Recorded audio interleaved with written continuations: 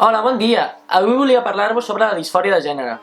Disfòria és la paraula contrària a eufòria, que seria com una alegria molt gran, i en aquest cas es representa una cosa negativa.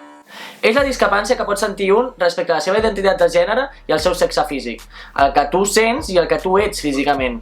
Un fet que fa que tu sentis com a estrany el teu propi cos, i això propicia malestar, ansietat, depressió i fins i tot el suïcidi.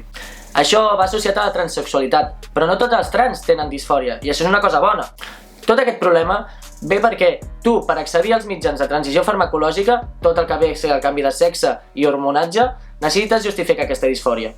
També necessites això per accedir als canvis legals, que consegüentment van lligats a la transsexualitat. També hi ha un debat fins on pot arribar la sanitat pública, també per ajudar a tot aquest sector.